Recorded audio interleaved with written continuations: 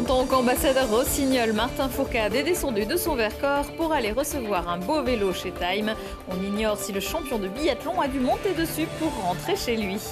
Plus de 300 professionnels réunis il y a quelques jours à Voiron pour découvrir les nouvelles tendances sport business. La 9e édition d'Innosport avait pour marraine Marie-Dorin Habert. Et puis, pas le temps de penser aux vacances. Les équipements culturels annoncent la prochaine saison. Le point au théâtre municipal de Grenoble avec une nouvelle équipe. Bonsoir à tous, ravi de vous retrouver dans ce JT du mardi 12 juin 2018. Retrouvez toutes les heures à partir de 18h l'essentiel de l'actualité du Grand Grenoble en moins de 10 minutes. Glisser, tirer et même pédaler, il sait tout faire. Martin Fourcade, le biathlète équipé par la marque iséroise Rossignol, s'est rendu aujourd'hui à Vorep chez Time, la marque de vélos de route haut de gamme rachetée par le fabricant de ski il y a 2 ans et demi. Le champion de ski en est reparti avec un beau cadeau. Son premier vélo en carbone était un Time. Martin était alors au lycée. Quelques globes de cristal et titres olympiques plus tard, logique qu'il puisse revenir à ses premiers amours.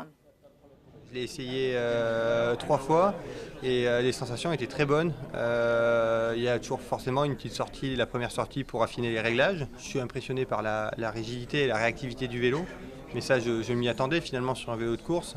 Et ce qui m'a le plus surpris, c'est le confort que le vélo arrivait à garder malgré justement ses qualités de coursier, ses qualités de vélo performance. Malgré ça, il est super confortable et il n'est pas du tout, on va dire, trop dur à amener comme ont pu l'être certains vélos que j'ai essayé dans le passé. Je pense que pour Time, c'est une chance d'avoir Martin. Martin, c'est un symbole pour toute la France. C'est un des meilleurs sportifs français. D'un point de vue résultat, c'est incroyable ce qu'il fait. Et puis humainement, c'est une personne qui est admirable, moi que j'adore, et j'aime bien ses valeurs. Et un vélo bien utile pour l'entraînement sur les routes du Vercors en alternance avec les skis roues, en attendant bien sûr le retour de la neige. À quelques kilomètres de là, le domaine de la Brunerie à Voiron accueillait il y a quelques jours le forum Innosport, le rendez-vous des innovations sport, loisirs, santé, bien-être. Et c'est une toute jeune retraitée du biathlon, Marie-Dorin Habert, qui était la marraine de cette 9e édition, Lina Badreddine. De la course à pied à la confection de tenues sportives en passant par l'escalade, Innosport, c'est un salon qui présente des innovations pour le milieu sportif. Parmi elles, ce mur digital, à la fois pour s'amuser ou pour s'entraîner, l'objectif reste le même, éteindre les couleurs.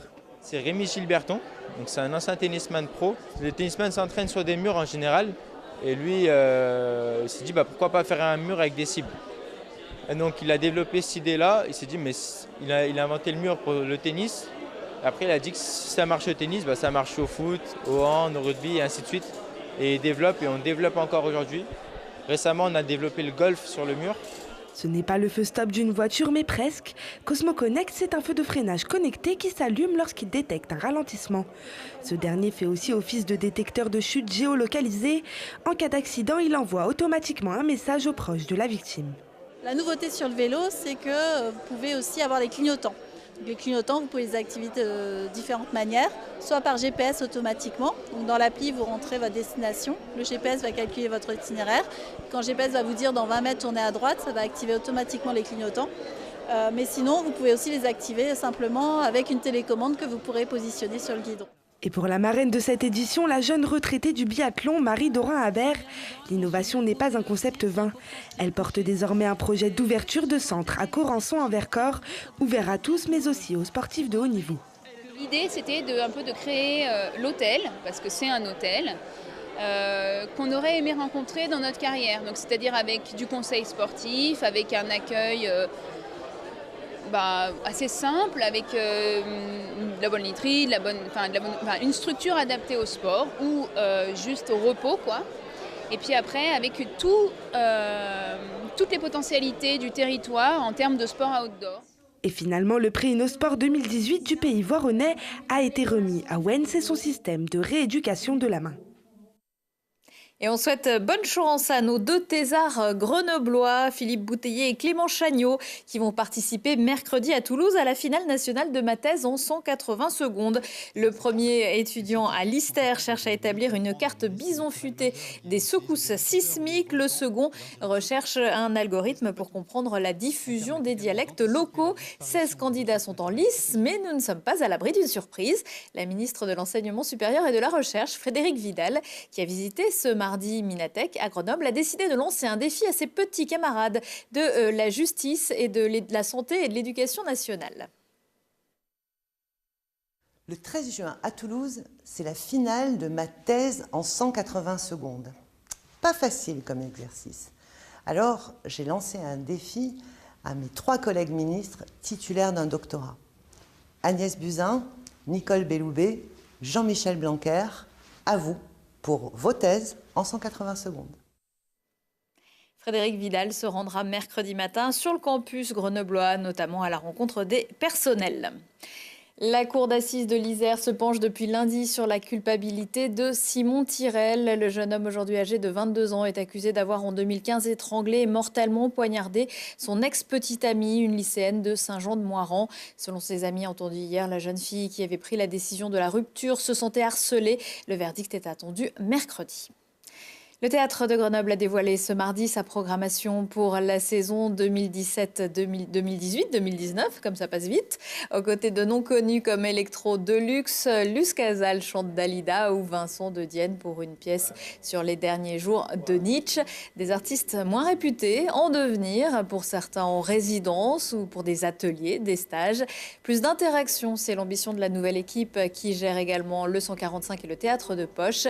Réserver le meilleur accueil aux artistes pour qu'ils puissent donner le meilleur d'eux-mêmes aux spectateurs. Ce que nous souhaitons mettre comme ambition plus marquée, c'est d'abord affirmer notre caractère de théâtre public.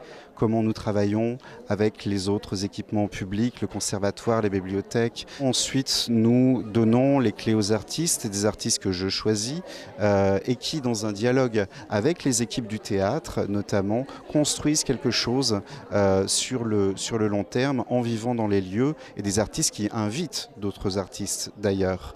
Il faut que la vie rentre à nouveau dans les théâtres, mais alors que les artistes, il faut qu'ils puissent s'y installer, qu'ils puissent y vivre, qu'ils puissent y manger, éventuellement y dormir, bon peut-être pas, mais y créer bien évidemment, que les temps de plateau s'allongent, que les théâtres s'ouvrent à nouveau. Et enfin, comment est-ce qu'avec d'autres équipements culturels de cette ville, de l'agglomération ou de la région, nous arrivons à accompagner des projets, à co-accompagner des projets artistiques, à co-accueillir. Comment est-ce que nous faisons ensemble ?